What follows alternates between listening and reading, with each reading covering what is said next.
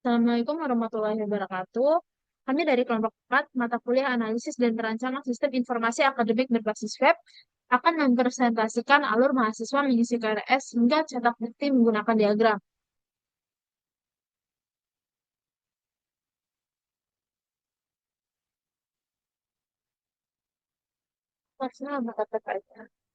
Nah, di kelompok 4 ini tersendiri terdapat anggota kelompok yang mana ada saya sendiri, Nafita Karisma Nur Aiza, ada saya Nadia Safitri, Saya dengan Dr. Kaya dulu. saya Syahrani, dan Mutia Nur Azara.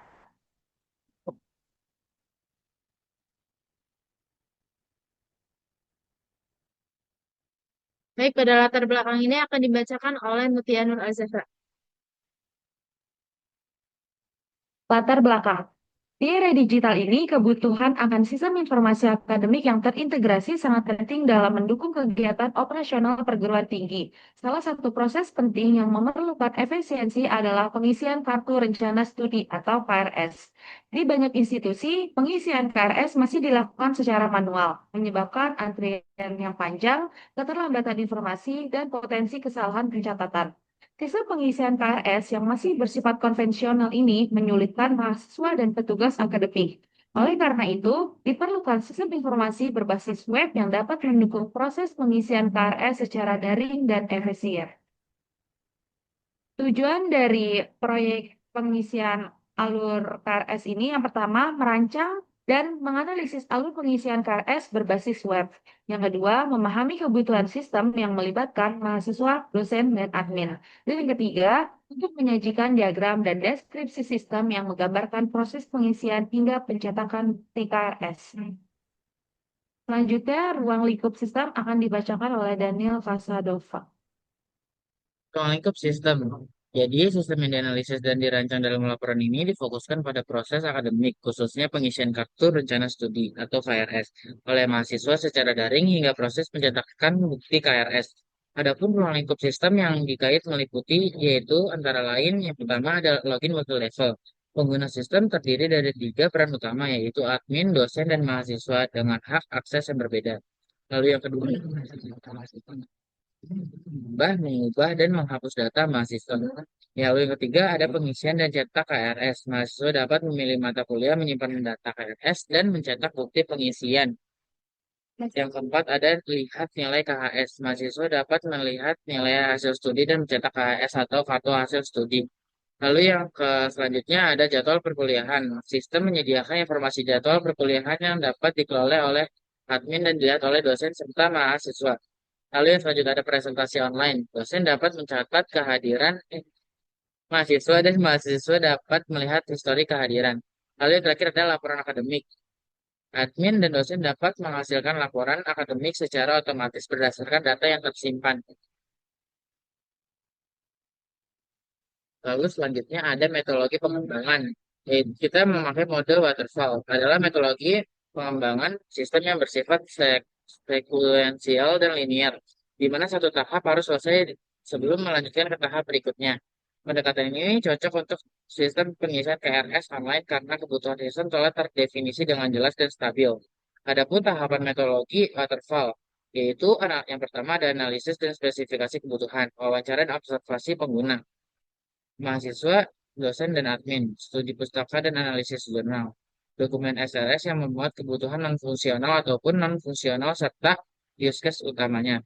Lalu yang kedua ada desain sistem, desain arsitektur sistem atau hack level, desain modul seperti use case, activity, atau kelas diagram, serta EFD, atau mockup antar muka pengguna. Dokumen desain sistem atau SDD lengkap dengan blueprint teknik. Nah, di sini ada use case-nya terdapat tiga, ada mahasiswa, ada admin, ada dosen.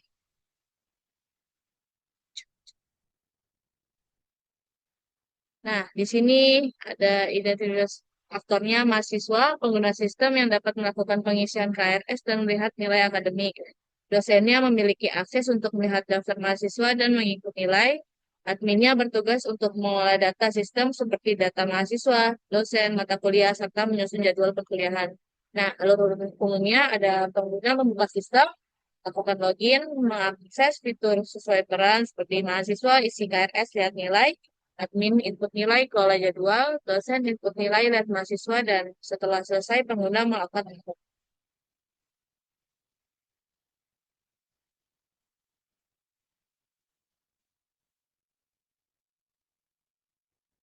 Di sini saya akan menjelaskan tentang activity diagram pengisian KRS sampai mencetak bukti, yang mana dimulai dari mahasiswa login, lalu sistem memproses login tersebut. Setelah itu, mahasiswa masuk ke portal akademik atau e-kampus, dan mahasiswa masuk ke menu KRS, lalu sistem menampilkan halaman KRS. Setelah itu, mahasiswa mengisi KRS, lalu memilih semester, setelah itu mengambil perkuliahan, lalu pilih fakultas, prodi, dan kelas, lalu pilih mata kuliah, dan simpan KRS. Lalu sistem akan memvalidasi data KRS. Setelah itu, dosen akan ACC KRS tersebut, dan sistem akan menunggu proses proses ACC KRS tersebut. Nah, jika eh, eh, proses KRS itu tidak disetujui, maka mahasiswa diminta untuk mengisi ulang KRS tersebut. Jika disetujui, maka admin akan menampilkan atau mencek jadwal mata kuliah yang sudah terisi. Lalu sistem menampilkan informasi jadwal kuliah dan admin mengelola dosen pengampu. Setelah itu, mahasiswa dapat mencetak KRS dan setelah itu sistem akan memproses cetak KRS lalu mahasiswa dapat mencetak KRS. Setelah itu, eh, mahasiswa dapat melihat jadwal kelas, dosen pengampu, dan mata kuliah. Setelah itu, mahasiswa dapat melihat mata kuliah dan tugas kuliah. Lalu, mengerjakan tugas kuliah dan dosen akan mengintip nilai. Setelah itu, sistem akan memproses input nilai tersebut dan dosen dapat melihat daftar mahasiswa. Setelah itu, admin menginput data dan sistem akan memproses inputan data tersebut, lalu admin akan otomatis menyimpan data. Setelah itu, dosen dapat melihat daftar nilai mahasiswa dan mahasiswa dapat melihat nilai. Dan setelah proses tersebut sudah selesai, mahasiswa dapat keluar dari sistem tersebut atau logout. Oke, selanjutnya akan dibacakan oleh Novita Karisma.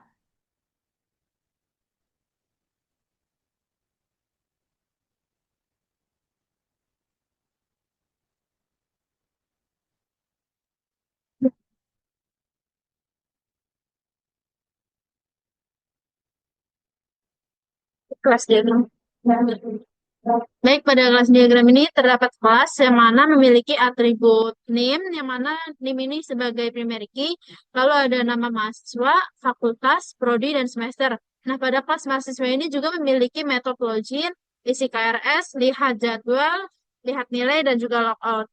Nah, di kelas mahasiswa ini juga memiliki relasi yang mana terhubung dengan kelas KRS dan juga nilai. Lalu berelasi dengan adanya fungsi login, isi KRS, lihat jadwal, dan lihat nilai. Selanjutnya itu ada kelas dosen yang mana terdapat atribut NIDN sebagai primary key, lalu ada nama dosen, ada mata kuliah yang diampu. Lalu di kelas dosen ini juga terdapat metode ACC KRS, input nilai, dan juga lihat daftar mahasiswa. Nah, selanjutnya itu ada eh, kelas admin yang mana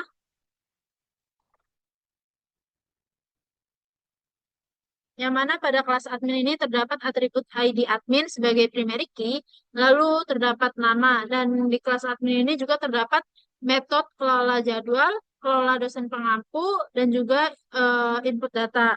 Yang mana tuh fungsi di sini tuh adanya fungsi admin memiliki akses untuk mengelola data penting yang ada di sistem. Selanjutnya itu ada kelas mata kuliah, yang mana terdapat atribut kode mata kuliah sebagai primary key, lalu ada nama mata kuliah, SKS, kelas, dan juga dosen pengampu sebagai foreign key. Yang mana mata kuliah ini tuh terrelasi atau terhubung dengan kelas nilai, jadwal, dan juga KRS. Selanjutnya itu terdapat kelas KRS, yang mana pada kelas KRS ini terdapat atribut ID KRS sebagai primary key, lalu tanggal pengisian, status mahasiswa sebagai foreign key, dan juga daftar mahasiswa. Dan pada kelas KRS ini juga terdapat metode simulan, validasi KRS, dan juga cetak KRS. Yang mana kelas KRS ini terrelasi atau terhubung dengan antara mahasiswa dan mata kuliah dan juga mewakili proses pengambilan KRS. Lalu terdapat kelas nilai yang mana ada ID nilai sebagai primary key, ada nilai mahasiswa sebagai foreign key, mata kuliah sebagai foreign key, dan terdapat metode konferensi nilai dan juga menyimpan nilai yang diberikan oleh dosen untuk mahasiswa pada suatu mata kuliah. Selanjutnya terdapat jadwal, yang mana jadwal memiliki atribut ID jadwal sebagai primary key, lalu hari, jam, ruangan, mata kuliah sebagai foreign key yang akan terrelasi dan juga memiliki metode tampilkan jadwal.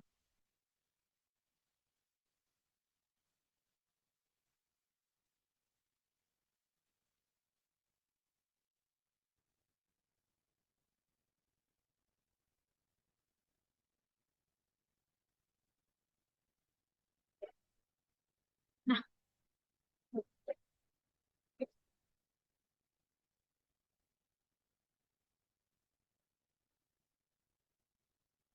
Kesimpulan dan saran. Berikut adalah kesimpulan dari uh, berdasarkan hasil analisis dari berbagai diagram, yaitu use case, activity, dan kelas diagram, dapat disimpulkan bahwa sistem informasi akademik ini dirancang untuk mempermudah pengelolaan aktivitas akademik secara digital. Sistem mengatur alur kerja yang terstruktur antara mahasiswa, dosen, dan admin, mulai dari proses login, pengisian THRS, pengelolaan jadwal kuliah, hingga input dan pengecekan nilai. Setiap entitas memiliki peran dan fungsi yang jelas, sehingga mendukung efisiensi dan akurasi dalam pengelolaan data akademik. Selain itu, relasi antar komponen telah didesain secara logis dan saling terhubung, memungkinkan sistem berjalan secara terintegrasi dan mudah dikembangkan di masa mendatang. Lalu ada pun saran, yaitu agar sistem lebih optimal.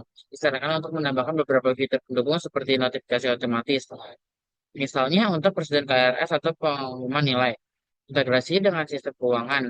Ataupun untuk memverifikasi pembayaran sebelum pengisian KRS. Serta dashboard statistik untuk monitoring akademik. Dengan pengembangan ini, sistem tidak hanya membantu administrasi dasar, tetapi juga mendorong terwujudnya layanan akademik digital yang modern, real-time, dan responsif terhadap kebutuhan seluruh pengguna.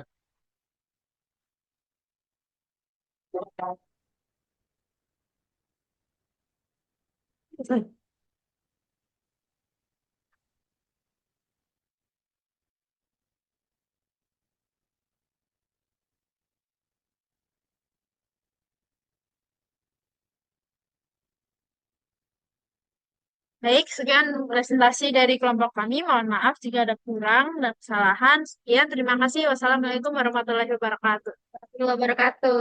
Terima kasih. Sekarang ya, Ibu.